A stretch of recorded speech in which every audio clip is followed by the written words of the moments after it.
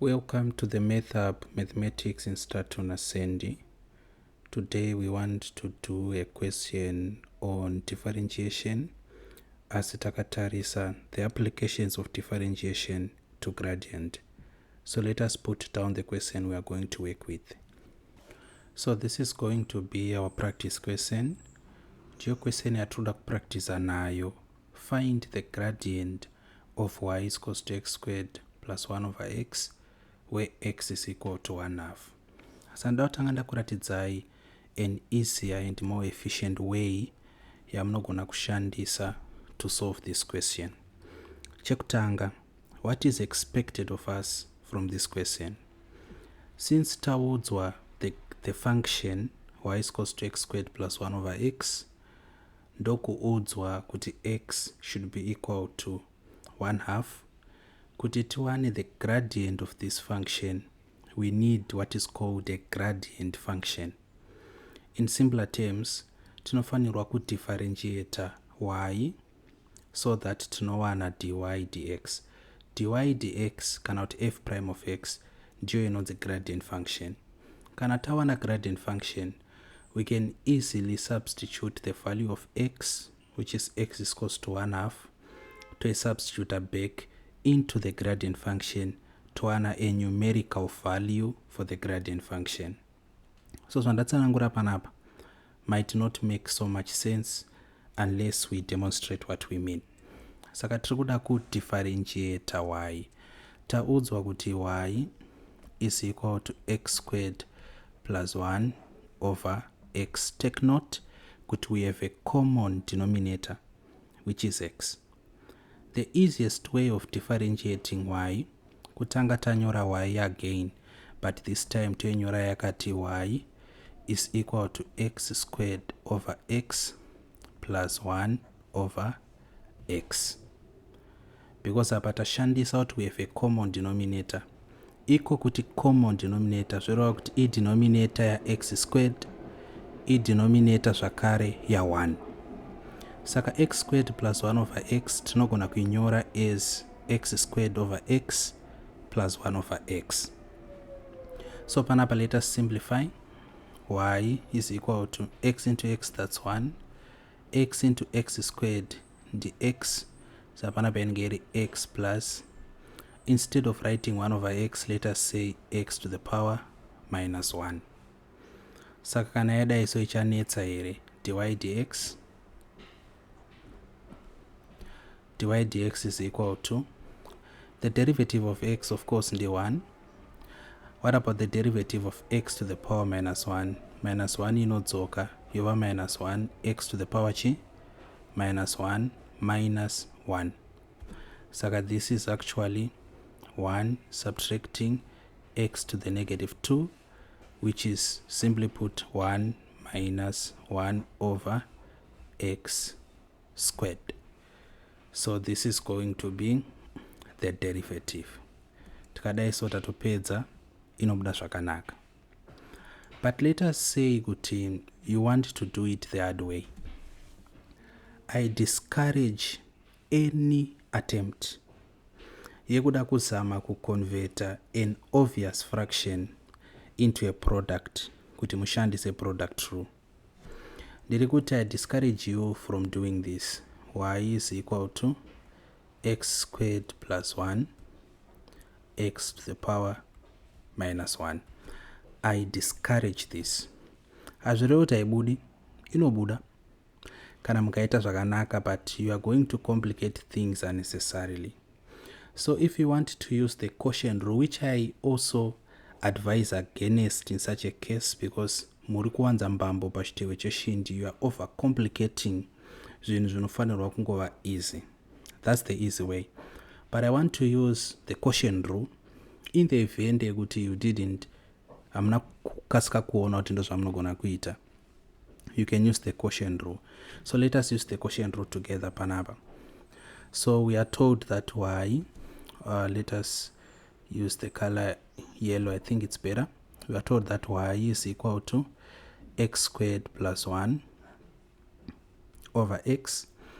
Iyo quotient rule inomboti kudini, inoti d of u over v dx is equal to, always start with v, remember, saka v du dx zvairi quotient rule ina minus panapa u dv dx everything over chi v squared.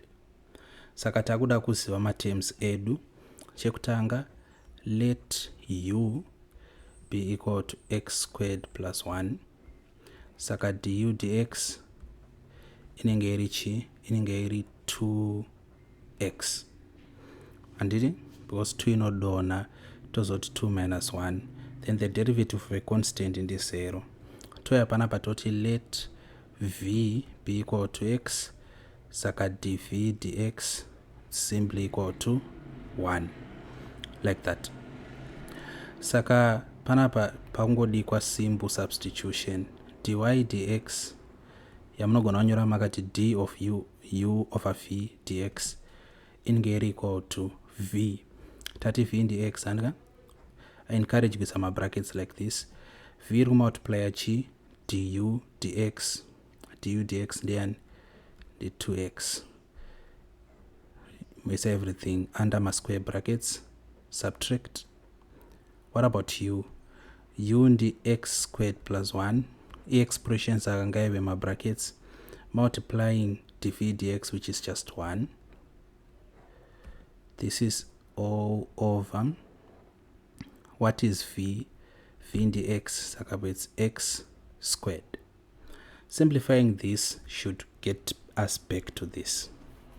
So this is equal to 2x times x, that's 2x squared. Then panapa, since we multiply na 1, kuchingo tosa x squared plus 1. So that this part we can remove it. 20 minus times x squared, that's minus x squared. Minus times 1, that's minus 1.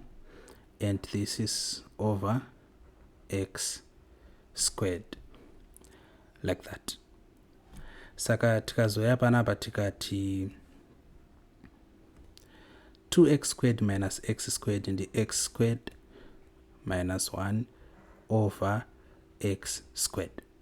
Vana vemates zviri kuoneka here kuti zvafanana zvinizvi. Apa ndotombopoza kuti ndione kuti muri kuzviona here kuti zvafanana. Zvinofanana papi? Zvinofanana pakuti x squared minus 1 over x squared tinogona kuinyora iri chi x squared over x squared minus 1 over x squared, of which x squared into x squared in the 1, so again over 1 minus 1 over x squared. But munotongoona mega kuti quotient rule ino complicate zvinu inotibira time. Saka please chingoitai nzira inokupai iri straight. This is the way to go by. Okay, the second stage, cannot next stage of our working is that we are going to substitute in x, because to the gradient of y is equals to x squared plus 1 over x, but it would what x is equal to 1/2. So theta could therefore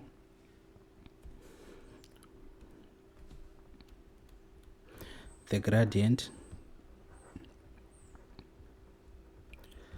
when x is equal to 1/2 is, then I can say semicolon pano. So apatechite 1 minus 1 over the square of 1/2. Saka ino ingeri equal to chi 1 minus 1 over 1/2 times 1/2 to root squared. Saka it's 1 minus 1 over 1 times 1 2 times 24. Saka it's like this. But kana mukaita maths muchaona kuti ingeri equal to 1 minus 4, which is equal to minus 3. But kuti insert asingenda ngonyora ngatite the longer method. Chandingozama kureva ndechekuti 1 over 1 over x is just equal to x. Saka patiri kuti 1 minus 1 dividing a quarter. Mazona. Saka 1 minus 1 multiplying 4 over 1. Do you know zongobda irichi? 1 minus 4 yotsoka. Saka our answer is the gradient is going to be -3. A short summary of what happened here. Understand kutanga kuti question inoda kuti tiite sei. Tikaona kuti tinoda kutanga kudifferentiate y. Madifferentiatero atinoita y tabhana kushandisa product rule panofanirwa kushandiswa quotient rule. Andika? Saka don't try to convert a fraction into a product. Tikada kuzviite papapa zvinobuda but zvinocomplicate zvinhu. Kana muchida, let us do it. Kuti muone kuti zvinobuda. Handisi kukurambidzirai nekuti hazvibudi, zvinobuda. Asi zvinocomplicate zvinhu, zvinoda more algebraic prowess and it's confusing. So kana mukadai so, mukati y is equal to original function yedu yanga imbori chi. Let us look out our original function. Yanga iri y is equals to x squared plus 1 over x. Saka panapa it's x squared plus 1 over x. Mukainyora makati y is equal to x squared plus 1 x to the negative 1. Moti muda kushandisa product rule kureva kuti d of u v dx inenge equal to, always start with v, saka v du dx plus u dv dx. Tauda mboziva kuti zvakamira sei, saka apa teta kuti let v be equal to x squared plus 1 and that's v, kureva kuti dv dx inenge equal to 2x. Ndizoka?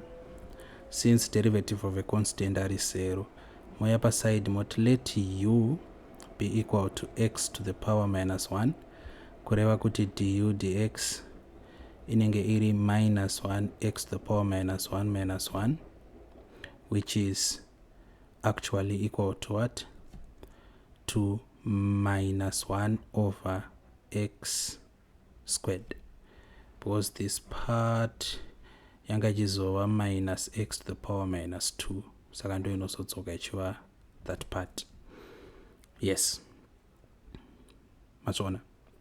Saka manyora izo manje menge makuti chi, therefore dy dx,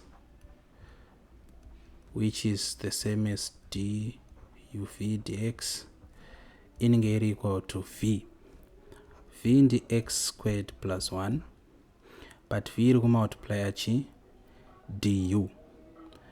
Du panapa anenge ari du dx ndi minus 1 over x squared. This is plus. Then move mati u ndi 1 over x. Chiredu tamnyora panapa ari x to the power minus 1. Kati mnyore pano ari 1 over x.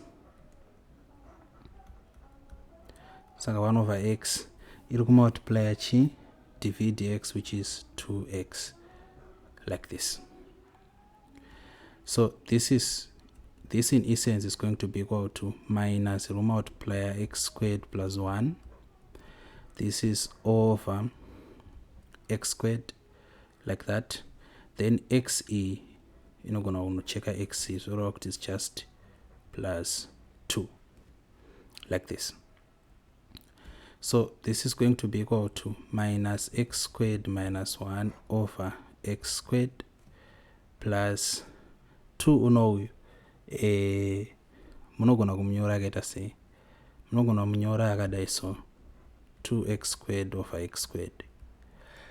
Zvakafanana, I hope ndakuconfuse because x squared over x squared ndi 1. Saka manyorero andaita akangofanira kuti 2 times 1 inongodzosera chi 2. Ndangozviitira kuti ndiri kuda that common denominator. Kureva kuti this will be equal to 2x squared minus x squared minus 1 over common denominator yacho x squared, which is equal to x squared minus 1 over x squared, which is x squared over x squared minus 1 over x squared, which is 1 minus 1 over x squared. Yadzokera. Saka inobuda, but inonetsa.